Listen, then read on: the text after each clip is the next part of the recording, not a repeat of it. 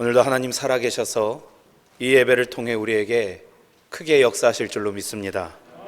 말씀에 앞서 우리 옆에 분들과 함께 한 번 더 인사하실 텐데, 오늘도 하나님 함께 하십니다 라고 우리 고백하며 우리 옆에 분들과 인사하시겠습니다. 감사합니다. 이곳에서뿐만 아니라 영상으로 예배 보시는 모든 광림의 권속들 위해 오늘 하나님께서 함께 임재하시며 또 인도하시는 은혜가 충만할 줄로 간절히 믿습니다. 지금 우리는 두 개의 뜨거운 감자를 가지고 있죠. 제가 말하니까 마치 무슨 먹는 얘기 같은데 먹는 얘기 아닙니다. 하나는 이제 10만 명을 웃돌고 있는 코로나 바이러스의 새로운 확진세입니다. 또 다른 하나는 지금 이제 얼마 앞으로 다가온 얼마 남지 않은 대선에 대한 이야기죠. 이 두 개의 뜨거운 화제에는 두 가지 공통점이 또 있습니다. 하나는 막바지에 다다르고 있다는 것입니다. 10만이 넘는 확진자의 가파른 곡선의 상승에도 불구하고 많은 전문가들은 코로나가 우리의 일상 중 하나가 되는 것 가운데에 거의 마지막 단계에 왔다라고 말하고 있습니다. 대선도 마찬가지죠. 수없이 많은 일들이 있었지만 너무나 치열했고 어수선했던 그 과정 가운데에 그래도 드디어 이제 채 한 달도 남지 않은 시간밖에는 남지 않았습니다. 이제 두 가지 이런 곳 종착지를 맞게 될 것이라는 얘기죠. 이 두 가지 이슈의 또 다른 특징 하나는 피로감에 있습니다. 금 3년에 다다르는 질병의 유행은 수많은 통제들과 마스크로 대변되는 격리되는 삶을 우리에게 가져다 주었습니다. 손에 들 때는 무게감도 느껴지지 않는 이 마스크 한 장으로 인하여서 우리의 숨은 늘 가쁘고 얼굴에는 땀으로 적셔지고요. 안경 끼신 분들은 눈에 늘 서리가 끼이는 그런 답답했던 삶을 살아야 했습니다. 선거 역시도 우리에게 많은 피로감을 주었죠. 반드시 이겨야 하는 싸움에 있는 이 양쪽의 입장이다 보니 그 어느 때의 선거보다도 격돌했고 그 싸움이 치열했음을 우리가 보게 되더라는 것입니다. 이 싸움마다 여러 정책들과 또 여론들이 움직이게 되고 그 뉴스를 바라보는 이제 우리들은 이 사람을 뽑아야 되나 저 사람을 뽑아야 되나 이리저리 흔들리게 됩니다. 그리고 그 가운데 다소 신경질적인 날들이 우리에게 이어지더라는 것이죠. 그리고 이는 곧바로 우리의 피로감으로 축적되는 것이 아닌가 생각합니다. 최근 몇 년의 시간 가운데 정말 사회인이라면 누구나 피로감을 느낄 수밖에 없는 시간들이 아니었나 생각해 봅니다. 늘 무엇인가를 조심해야 했고요. 절제해야 했고, 한편으로는 누군가를 선택해야 하는 상황에 직면하면서 열띤 논쟁에 그리고 대선의 모든 일 가운데에 마스크를 쓰면서 질병을 조심하면서 우리는 참 많은 것을 신경 쓰면서 살아가야 하는 시대를 걸어가고 있다는 것입니다. 참 피곤하죠. 그런데 코로나 이전에는 과연 안 그랬을까 하는 것입니다. 제가 19년 1월의 기사를 한번 많이 살펴봤습니다. 그랬더니 눈에 띄는 기사들의 제목이 그 당시 사람들의 삶이 어떠했는지, 우리 주변의 삶이 어떠했는지를 그냥 대본에 알게 해주는 기사 제목들이 있었습니다. 서민들의 연탄값 동결하라. 서민들 주머니 가벼운데 설 물가 상승 비상. 서민 가게 한숨. 돌아보면 삶의 피로감이 더했던 것은 어제 오늘의 일이 아니었다는 것이죠. 창세기 4장에는요, 아담과 하와가 이 에덴 동산에서 죄를 짓고 나서 쫓겨난 이후에 살아가던 에덴 동편에 있었던 놋 땅에 대해서 기록합니다. 이 놋이라는 단어가 대부분의 성경의 난해주에 보면은 유리함으로 표현되어 있습니다. 방황하다라는 뜻이죠. 하나님이 지키시는 그 에덴 동산의 땅에서 멀어지는 삶은 방황할 수밖에 없다라는 것입니다. 다시 말해 이미 하나님과 우리의 거리가 멀어짐에 따라서 우리의 삶은 피로와 고난으로 겪을 수밖에 없다라고 성경은 우리에게 말해주는 것입니다. 삶은 고통이다. 사는 게 고통일 때의 저자 쇼펜하우의 유명한 말씀이죠. 우리는 분명 살아가야 합니다. 근데 삶이 쉽지 않죠. 그러니 피곤합니다. 그런데 고난이 이 피곤함에 더해질 때 우리는 더더욱 그러하게 됩니다. 오늘 마태복음 11장의 이야기는 우리가 읽지는 않았지만 세례 요한이 옥에 갇힌 이야기에서부터 시작하게 됩니다. 세례 요한은 고난 앞에서 어떻게 대했을까 우리에게 보여주는 장이라는 것이죠. 당시 예루살렘 주변을 통치하던 왕은 그 갈릴리 지역의 유대인 헤롯 안디바라는 왕이었습니다. 여러분 혹시 기억하실 것입니다. 동방 박사가 아기 예수님의 나심을 보고 경배드리러 왔을 때에 헤롯이라는 왕이 나도 경배하겠다 해놓고는 실제로 그 아기들을 모두 죽이려고 하는 사건이 있었죠. 그 죽이는 사건 가운데에 명령했던 사람이 헤롯 대왕이고 이 헤롯 안디바가 그의 아들입니다. 못되기로는 아빠 쏙 빼닮았습니다. 그래서 자기의 동생인 빌립 1세의 아내인 헤로디아가 아름답다는 이유로 그를 뺏어와서 결혼하게 되죠. 우리가 잘 아는 10계명 중 9번째 계명에 내 이웃의 아내를 탐하지 말라라고 되어 있는데 유대인의 왕의 신분으로서 하나님의 그 지엄하신 명령을 어긴 것입니다. 그럼에도 불구하고 한 사람도 그 왕에게 이렇다하게 항변하고 그것을 질책하는 사람이 없었다는 것이죠. 그 폭군에게 내가 당할까 봐. 그런데 세례 요한은 달랐습니다. 많은 사람들 앞에 당당하게 나서서 이것은 잘못이다라고 질책했고 결국 그 끝에 옥에 갇히게 된 것이죠. 그냥 이 상황은 며칠 살다가 나가게 되는 그러한 상황이 아닙니다. 이제 왕의 명령 한마디면 언제 죽을지 모르는 몸이 되었다라는 것이죠. 그러는 가운데 요한은 11장의 앞머리에서 자신의 제자들을 예수님에게 보냅니다. 그리고 질문하죠. 그것이 우리가 읽지는 않았지만 11장 3절에 이렇게 기록되어 있습니다. 예수께 여짜오되 오실 그이가 당신이오니이까 우리가 다른 이를 기다리오리이까. 당신이 내가 그토록 기다리던 메시아가 맞습니까? 아니면 아닙니까? 지금 이러한 질문을 하고 있습니다. 세례를 드리면서 나는 저의 신발끈도 감히 붙들지 못하겠나라고 고백했던 이 세례 요한이 성령이 비둘기처럼 내려오면서 이건 내 사랑하는 아들이라 그 현장의 주인공이 지금 주님께 이런 경솔하고 무례한 질문을 하고 있다는 것이죠. 아마 이러한 마음이었을 것입니다. 아니 내가 이렇게 고생하고 불의에 항거하며 투쟁하고 있는데 주님은 지금 어려운 사람들이나 찾아다니며 저 가난한 사람, 힘없는 사람들에게 한가로이 복음만 전하고 계십니까? 이 나라를, 부정한 나라를 주님께서 전복시키고 고치셔야 하는 것이 당신 메시아의 사명이 아닙니까? 라고 지금 주님께 그런 강한 무례의 질문을 던지고 있는 것이죠. 저 세례 요한 역시도 기다림 가운데, 피로감 가운데, 고난 가운데 지쳐가자 이렇게 큰 실수를 범하게 되는 것입니다. 예수님이 극찬하셨죠. 여자가 낳은 이 중에 이 세례 요한만한 자가 없다. 그럼에도 불구하고 그 역시 오랜 기다림과 실패의 그 상황 가운데에서 엇나가게 되는 것을 보게 되더라는 것입니다. 사랑하는 여러분, 그러면 우리는 어떠하냐는 것이죠. 분명 여기 계신 분들 왕년에는 엄청나셨을 거라 저는 믿습니다. 내가 왕년에는 그러면서 여기 그래도 옛날에 체력 자랑하시지 않았던 분 여기 계시지 않습니까? 한 분도 안 계신 줄로 믿습니다. 그런데 지금은 어떻죠? 분명 예전만은 못하실 겁니다. 일은 점점 줄어감에도 불구하고 점점 작은 것에도 지쳐가고 피로감은 더할 나위 없이 쌓여져서 작은 질병에도 근심해야 되고 걱정해야 되고 작은 둔덕 하나 넘어가는 것에도 내 허리와 다리를 걱정해야 되는 그러한 신체가 되었을 때 여러분 어떻게 하시냐는 것입니다. 아, 피로하다. 아, 피곤하다.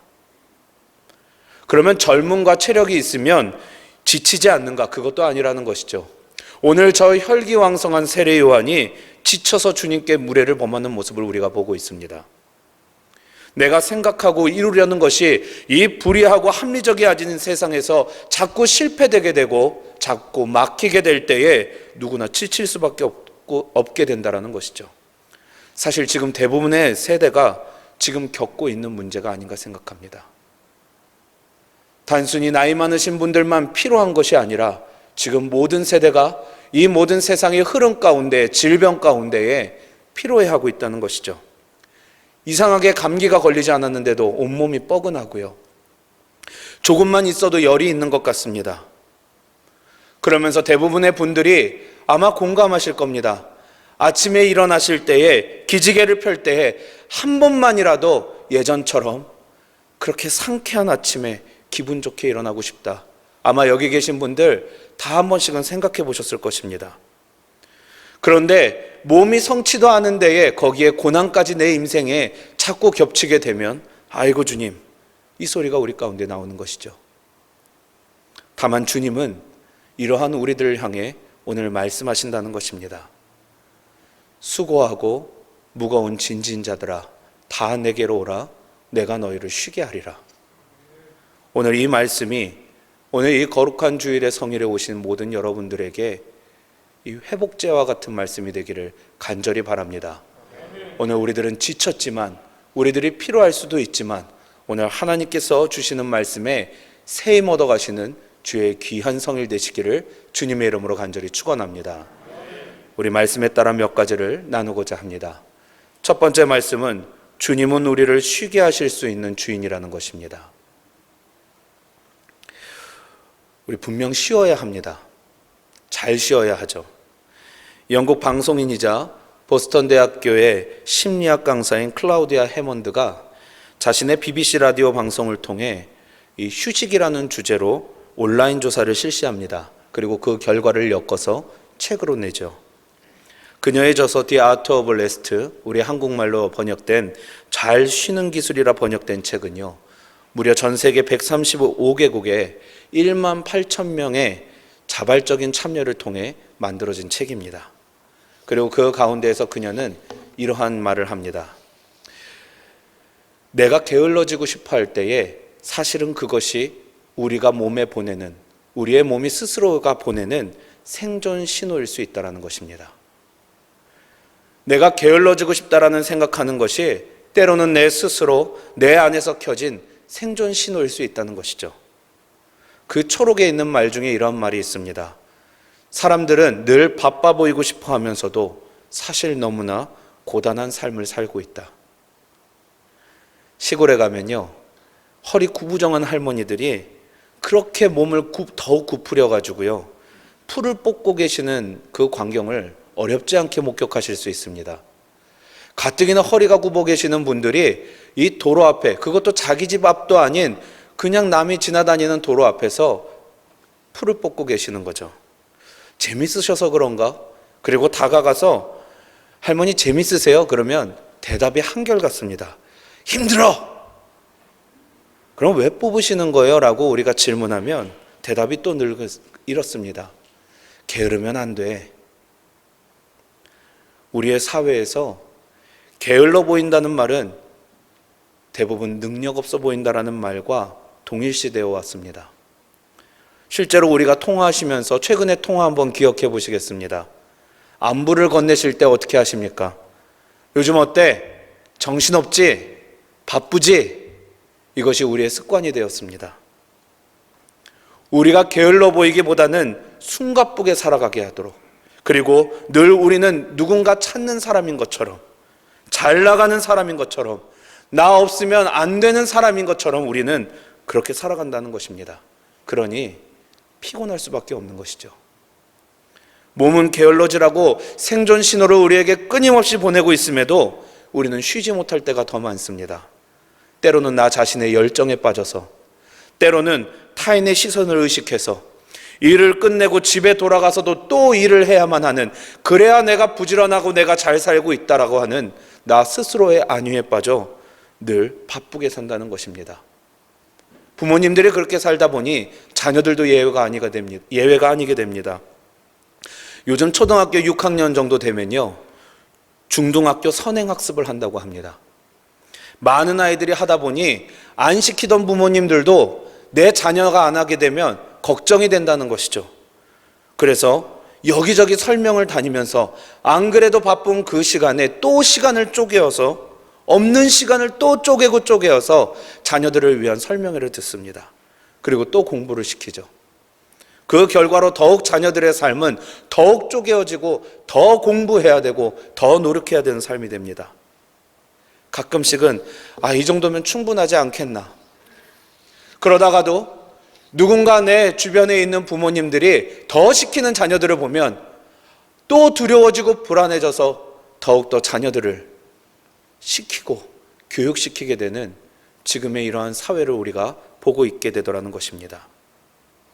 중학생이 되면 고등학교를 위해 쉬지 못하는 아이들이 대부분이 되죠. 한 통계에 의하면 자녀 한 명에 들어가는 한 달 사교육비가 초등학생이 월 32만 원, 중학생이 49만 원, 그리고 고등학생이 64만 원이라고 합니다. 역시 여기도 아무도 놀라지 않으십니다. 이를 통해서 계산하면요, 자녀 한 명이 이 12년의 의무기간 동안 드리는 이 총 사교육비가 6천만 원에 달합니다. 이번에도 안 놀라십니다. 그러니 이렇게 수없이 많은 에너지와 힘과 재력이 쏟아지는 곳에 부모님들과 자녀들이 쉴 시간이 있겠냐는 것이죠. 그런데 오늘 주님의 말씀에 우리가 주목하게 됩니다. 주님은 약속하시는 것이죠. 내가 너희를 쉬게 하리라. 도대체 이러한 삶에서 주님 무엇으로 우리를 쉬게 하시겠습니까? 29절에 주님께서 이렇게 말씀하십니다. 나는 마음이 온유하고 겸손하니 나의 멍에를 메고 내게 배우라. 그리하면 너의 마음이 쉼을 얻으리니. 주님이 말씀하시는 쉼의 도구를 보니 멍에입니다. 표현하자면, 더 거룩하게 표현하자면 그리스도의 멍에가 되겠죠. 근데 사실 이 멍에라는 것이 짐승에게 일하기 위해서 씌우는 굴레 같은 것입니다. 짐을 지우기 위해 사용하는 도구인 것이죠. 살아갈 때에 일하도록, 그 사명을 다하도록 씌우는 것이 이 멍에라는 것입니다. 유대인들 가운데에서는 이 멍에가 율법으로 해석될 때가 있습니다. 내가 살아가기 위해 반드시 붙들어야 할 하나님의 말씀을 멍에라고 얘기한다는 것이죠. 그래서 오늘 주님이 내 멍에를 배우라 라고 하시는 그 말씀은 내가 알려주는 율법을 행하라 라는 의미로 해석될 수 있다는 것입니다. 목회자의 가운에요 걸치는 이 색깔의 띠들을 두고 스토리라고 얘기합니다. 근데 이 의미가 멍에입니다. 사랑하는 여러분, 이거 좋아 보이십니까? 오늘 예수님은 자신이 알려주시는 그 말씀, 즉 예수의 율법에 살아가 보라고 우리를 초청하십니다. 그리고 이것이 쉼을 얻게 하는 그리스도의 멍에라고 우리에게 소개시켜 주시는 것이죠. 아니 주님, 어떻게 멍에를 우리가 지우면서 어떻게 쉴 수가 있습니까? 사랑하는 여러분, 무거운 짐을 메고 가야 할 때가 있습니다. 어쩔 수 없이 극한의 상황 가운데에서 살아가기 위해 정말로 무거운 짐을 지고서 그래도 걸어가야 할 때가 있습니다. 그런 때는요, 나를 쉬게 할 수 있는 사람이 반드시 있어야 합니다. 학교 수업에 예전에 여기 다 경험이 있으실 거라 생각합니다. 예전에 쉬는 종 기억하시죠? 짧은 그 멜로디에 우리가 얼마나 큰 은혜를 받았는지요. 정말 죽을 것 같이 힘들다가도 그 짧은 종소리가 나면은 정말 온몸이 회복되는 것 같고 청량감이 일 정도였습니다. 짜릿했죠. 내 몸을 소생시키게 하는, 내 영혼을 소생시키게 하는 그 멜로디가 우리에게 늘 위로였습니다. 그러면 여쭤봅니다. 지금 여러분의 이 고단한 삶 가운데에서는 쉬게 하는 그 종소리가 있냐는 것입니다. 열심히 일하는 자녀들의 세대, 지금 여러분의 자녀들의 세대, 아니면 지금 여기 계신 모든 세대가 가장 하시기 어려운 말씀 중에 하나가 무엇입니까? 쉬라는 말입니다. 얼마나 힘든지 모르기에, 얼마나 저 웃고 있는 그 모습의 뒤에 얼마나 어려운 상황이 있을지 모르기에 우리 부모님들은 감히 자녀에게 쉬라는 말씀도 함부로 하지 못합니다. 쉬게 하고 싶지만 혹시라도 잘못될까 봐. 우리 어른들만이 아닙니다. 지금 자녀를 양육하시는 부모의 세대 가운데에 자녀들에게 야, 오늘은 학원 가지 마. 너 이 정도면 충분히 잘하고 있어. 오늘은 쉬어도 돼. 이렇게 말씀하시는 부모님 계시냐는 것이죠. 아닙니다. 사실 저 눈이 피곤에 찌든 것을 보고 저 눈물 깊은 곳 가운데에 눈이 깊게 파인 곳 가운데에 눈물이 서려 있고 힘든 것을 어림짐작하시더라도 차마 저들에게 쉬라고 말을 못합니다. 오히려 그 찌든 것을 알면서도 등을 떠미는 부모가 될 때가 더 많다라는 것이죠. 그런데 예수님은 아신다는 것입니다. 우리가 쉬어야 할 때를 아신다는 것이죠. 다만 우리가 생각하는 방식과는 조금 다를 수 있다는 것입니다. 내가 어떻게든 말씀 붙들고 주님의 방식대로 살아가려고 안간힘을 쓸 때에 주님은 분명 기가 막히게 우리의 쉴 때를 아십니다. 다만 우리가 상상했던 방법과는 전혀 다른 방법일 때가 많다라는 것입니다. 때로는 우리가 계획했던 모든 것을 물거품으로 만드실 때가 있습니다. 때로는 우리가 하려 했던 일을 포기하게 하실 때도 있습니다. 숨도 안 쉬고 몰아쳤던 우리가 계획했던 그 모든 것들을 한순간에 앗아가실 때도 있습니다. 우리가 더 이상 일하지 못하도록 우리의 건강을 가져가실 때도 있습니다. 그리고 그 가운데 사랑하는 일을 떠나보내게 하실 때도 있다는 것이죠. 그런데 이 모든 일을 통하여 주님께서 공통적으로 하시려고 하는 말씀은 저와 여러분에게 똑같다는 것입니다. 너도 쉬어라. 스스로 쉴 수 없는 우리의 세대, 스스로 쉬는 법을 몰라 어떻게 해야 될지 모르는 당황하는 우리들 가운데에 주님은 주님의 뜻대로, 주님의 방법대로 가장 선한 길로 인도하시되 늘 우리에게 말씀하신다는 것입니다. 내가 너를 쉬게 하겠다. 사랑하는 여러분, 예수 신뢰하십니까? 그러면 예수님께서 오늘 나를 신뢰하게 하시는 그 방법도 신뢰하시기 바랍니다. 이 믿는 복이 저와 여러분의 삶을 더욱더 풍성하고 복된 삶으로 이끌어 주시는 통로가 될 줄로 믿습니다. 오늘 이 거룩한 성일, 나에게 정말로 많은 일들이 남아있지만 내가 주님 앞에 맡기리라. 이 고백과 믿음으로 하나님께서 주시는 길을 평안하게 걸어가실 수 있는 저와 여러분의 삶이 되기를 주의 이름으로 간절히 축원합니다. 두 번째 말씀입니다. 주님은 우리를 쉽고 가볍게 하실 수 있는 분이라는 것입니다. 오늘 말씀에서 예수님은 온유와 겸손을 얘기하시죠. 사전적으로 온유는 성격과 태도가 온화하고 부드러운 것을 말합니다. 그래서 이 온유한 사람들은 남의 말을 참 잘 들어줍니다. 대화할 때도 참 부드럽게 대화하고 상처받지 않게 대화하죠. 아무리 내가 옳다 하여도 거친 말로 상대방을 상처 주지 않습니다. 그리고 남의 의견을 잘 받아들이고 그 뜻을 잘 헤아려 주죠. 겸손이란 것은 무엇입니까? 남을 존중하면서 자기 뜻을 내세우지 않는 태도를 말합니다. 오늘 우리가 주님 따를 때에 주님께서 내가 이런 주인이 되어 주시겠다라고 약속해 주시는 것이죠. 내가 훨씬 더 잘 알지만, 내가 훨씬 더 너희들보다 많이 알지만 너희가 내 짐을 지고 내 종이 되려 할 때에 나는 너희의 삶의 주인이 되어 너희들의 의견도 잘 들어주고 너희들의 삶에 대하도 잘 들어주는 온유하고 겸손한 주인이 되겠다라고 우리에게 언약하신다는 것입니다. 이 가운데에 우리의 마음을 또 어렵게 하는 한 번의 말씀이 주어집니다. 오늘 30절 말씀입니다. 이는 내 멍에는 쉽고 내 짐은 가벼움이라 하시니라. 예수님을 자신을 따르게 되는 법, 즉 멍에의 무게가 가볍다라고 말씀하십니다. 그런데 우리 한번 생각해 보기를 바랍니다. 정말 그러냐는 것이죠. 사랑하는 여러분, 여기 가운데에 주님의 법 따르시면서 사신 분들 참 많은 줄로 압니다. 정말 예전에 너무나도 주님을 위해 헌신하셨던 분들 여기 다 계신 줄로 압니다. 그런데 그 예수 그리스도의 법이 쉬우셨습니까? 단 한 번이라도 주님을 따라 사는 삶이 너무 가볍다라고 생각하신 적 계시냐는 것이죠. 아닙니다.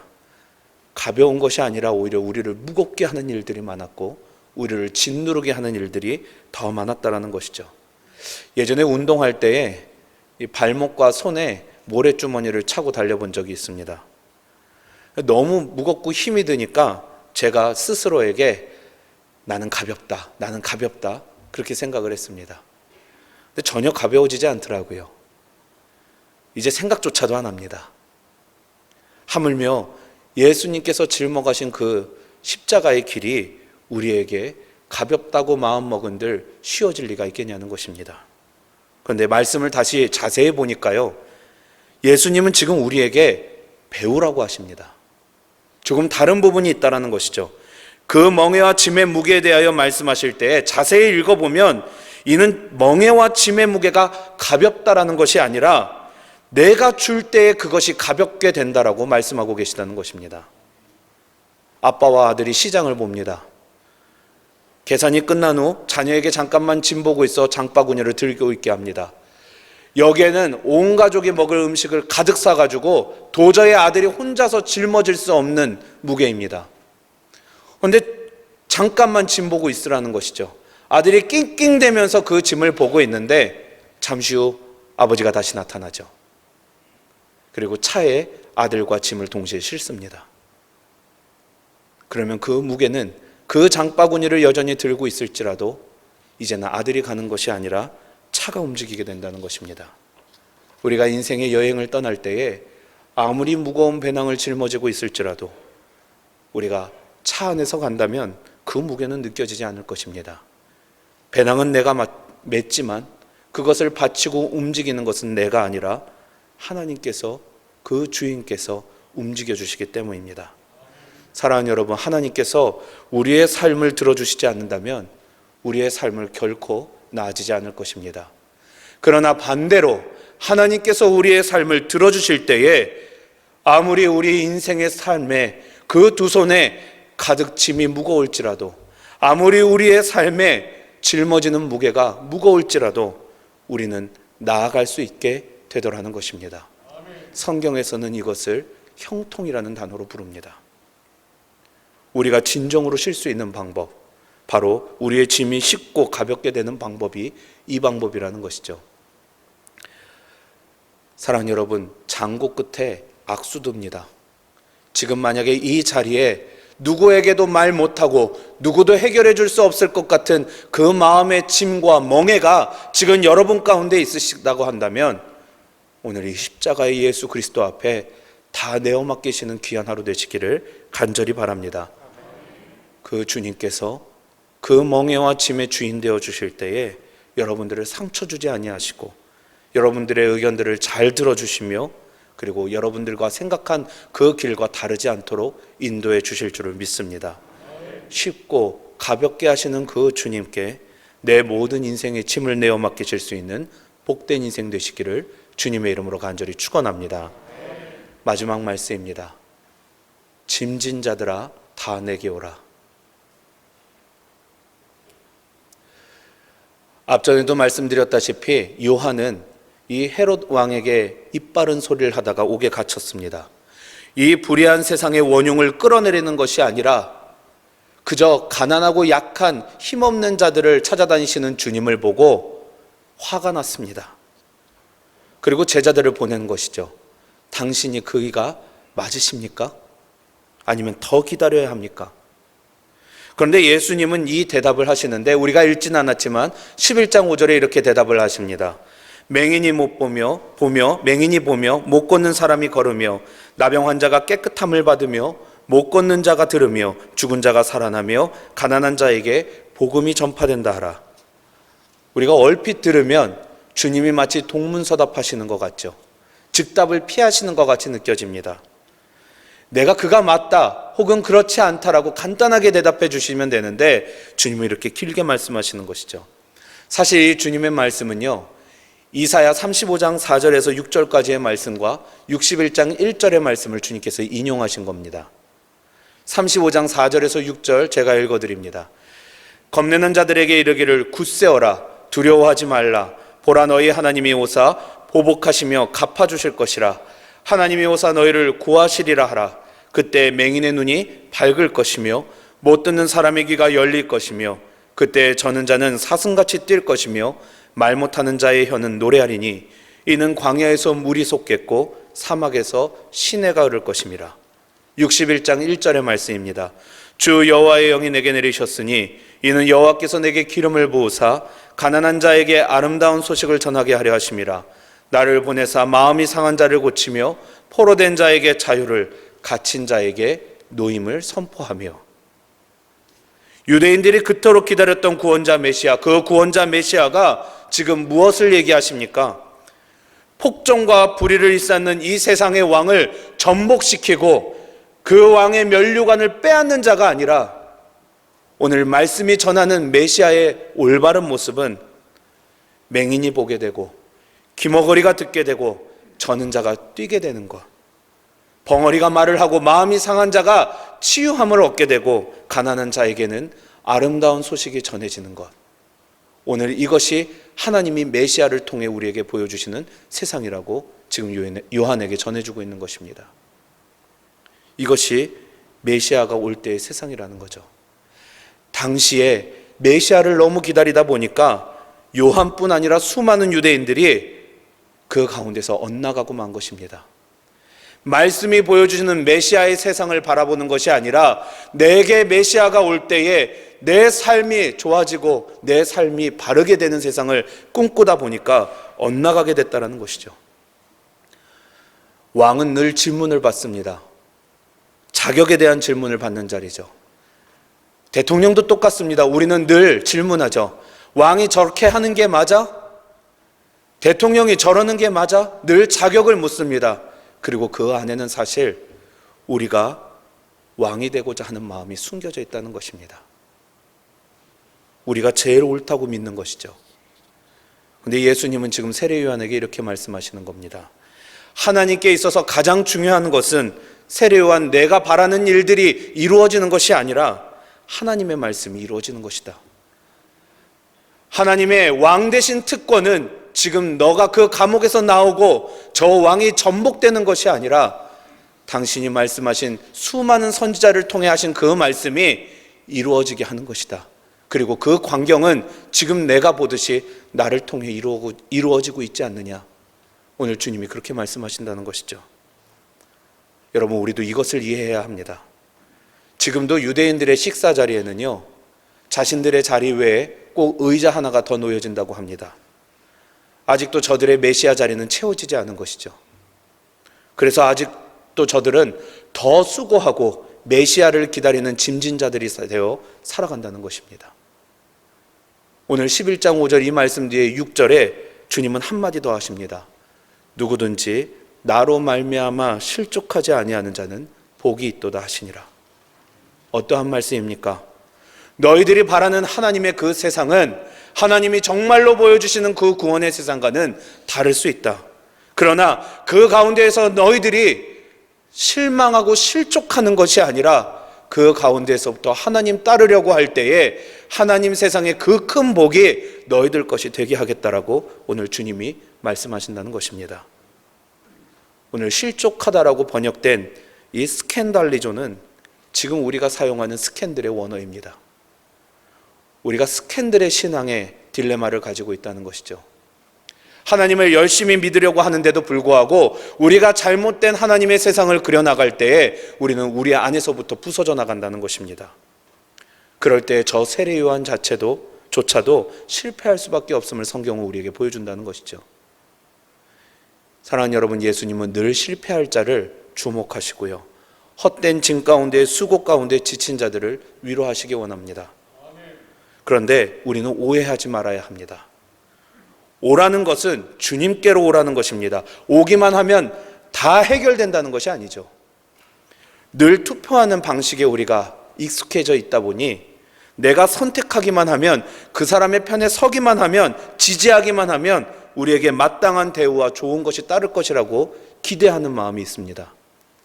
내가 한 표 들여서 예수님이 이 땅 위에 온전한 왕이 되시면 하나님께서 나에게 좋은 것 주시겠지. 내가 내 인생에서 하나님께 한 표 들여서 하나님이 내 인생의 가장 높은 곳에 계시면 하나님 나에게 좋은 것을 주시겠지. 사랑하는 여러분, 하나님은 그 만왕의 왕이 되실 때에 당선되신 것이 아니라는 것이죠. 선택을 받은 것도 아닙니다. 선택은 우리가 받았습니다. 지난날 주님께서 우리에게 보여주신 모습은 나를 선택하라가 아니었습니다. 나를 따르라였다는 것이죠. 주님은 이미 왕이십니다. 그래서 나에게 한 표를 던져라, 내가 최고의 대우를 약속하겠다 하는 정치꾼들과는 다른 얘기를 하십니다. 내가 여기 있으니 나를 따르라라고 하는 것입니다. 그리고 나를 따르는 자에게는 내가 구원과 복을 내가 너희들에게 분명히 주겠다라고 언약하신다는 것입니다. 오늘 그 가장 큰 복이 무엇이냐? 내가 여기 있으니 나를 따르라. 그러면 내가 너를 쉬게 하겠다라고 말씀하신다는 것이죠. 마태복음 6장 27절에 이런 말씀이 있습니다. 너희 중에 누가 염려함으로 그 키를 한 자라도 더할 수 있겠느냐?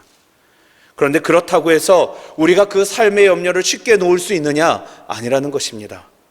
그래서 주님은 지금 이 시간에도 우리가 헛된 짐을 지고 우리가 너무나도 필요 없는 것에 수고하려고 할 때에, 마치 우리의 등을 굽으려서 헛된 풀을 뽑으려고 할 때에 우리에게 말씀하신다는 것입니다. 세상의 진짐자들아, 다 내게로 오라. 내가 너희의 수고로운 짐, 하나도 더할 수 없는 그 모든 짐들을 내가 너희에게 쉴 수 있는 시간으로 바꾸어 주겠다. 사랑하는 여러분, 오늘 이러한 축복이 있기를 바랍니다.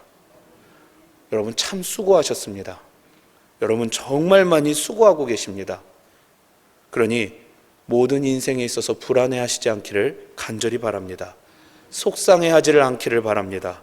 일하셨으면, 하나님의 말씀을 따르셨으면 주님께서 복 줄 것이라 믿고 자녀들을 맡기며 내 인생을 맡기며 하나님 앞에 담대함으로 나아가실 수 있는 저와 여러분의 인생 되시기를 간절히 축원합니다. 우리 함께 기도하시겠습니다. 살아서 역사하시는 전능하신 하나님, 이 암울한 시대 가운데에서도 우리에게 복음을 허락하사 소망이 무엇인지 알게 하시고 자유로움이 무엇인지 알게 하여 주셔서 십자가의 길을 따르게 하시니 감사를 드립니다. 많은 사람들이 몸을 조심할 때에 우리는 십자가 앞에 나와 예배하게 하셨고 그 말씀을 붙들게 하셨사오니, 수고하고 무거운 짐진 자 다 내게로 오라, 내가 너희를 쉬게 하리라는 이 말씀이 오늘 지치고 피곤한 나를 향한 말씀이 되게 하여 주시옵소서.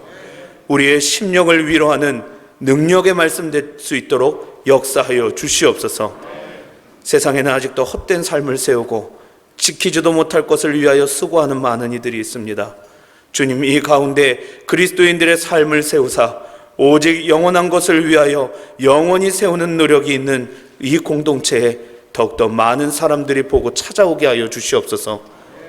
오늘 종의 입술의 부족함은 모두 십자가 아래 묻게 하여 주시고 하나님의 말씀만이 저들 가슴 가운데 깊이 남게 하여 주시어서 내일부터 다시 세상으로 향해야 하는 여기에 모든 신실한 광림의 권속들 위에 참 평안의 쉼을 누리는 역사가 충만하게 하여 주시옵소서.